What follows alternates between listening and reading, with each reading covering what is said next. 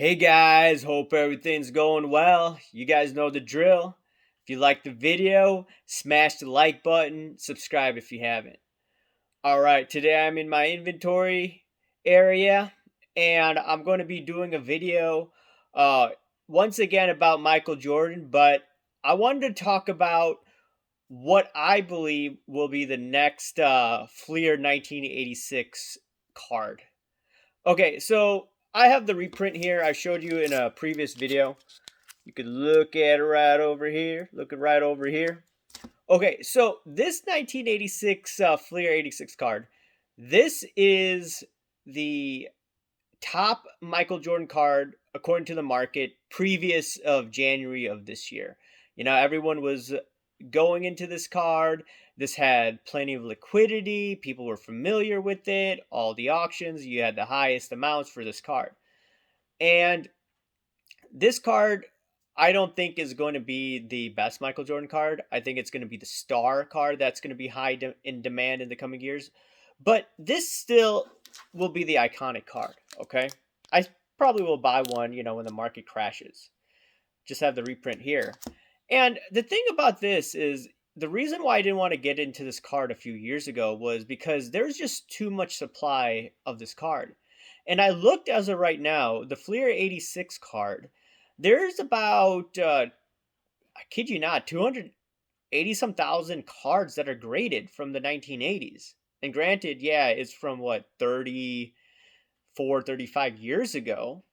But that's a huge amount. But Michael Jordan graded cards, they're about what, 19,000? That's a huge pop count. And sure, it's Michael Jordan, but when I'm looking at population size, that's a huge part of investing for me. And also, if there's demand too. So if there's a limited supply and the demand is insanely high, the price is going to go up, right?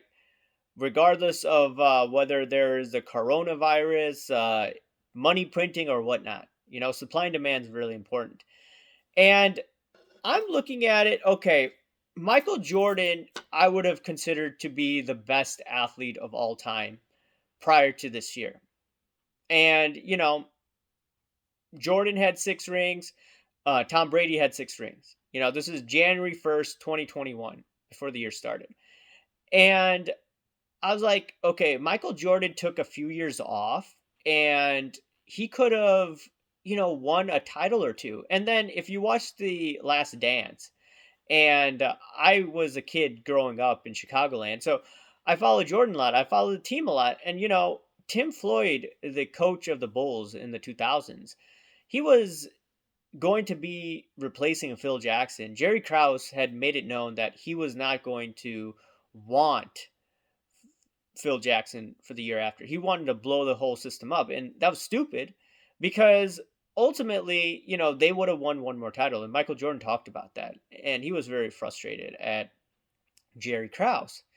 Jerry Krause, he did create the whole team, credit to him. But, he's one of those gamma males that got jealous that he didn't get the attention. And I guess he wanted to start from scratch. It's unfortunate that he did that because they would have won 7 or 8 titles. But still, Jordan won 6 titles.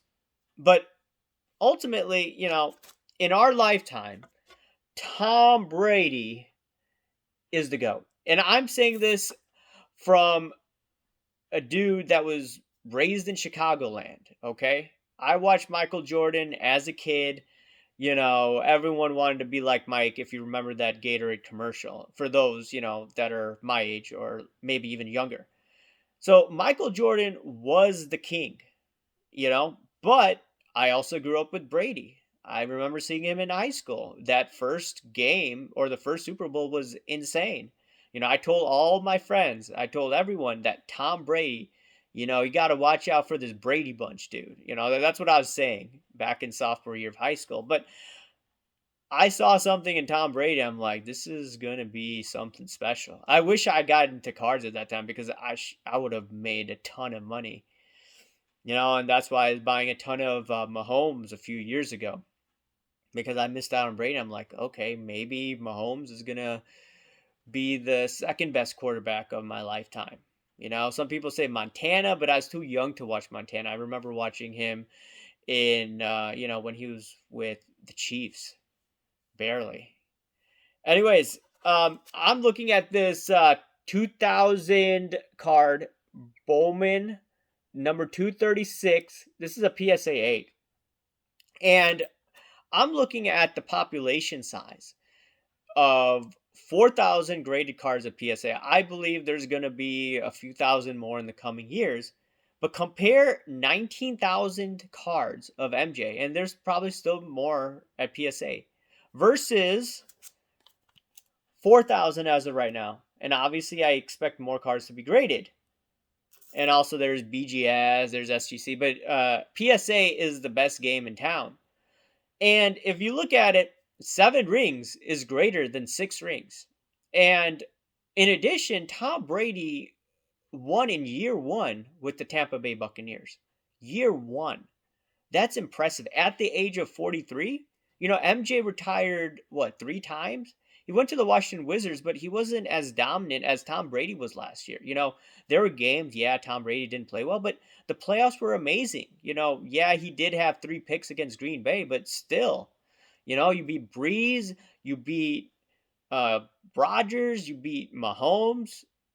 That's insane. Year one, learning a new offense. Sure, he had weapons at offense, but damn, man, you know, you you're the GOAT.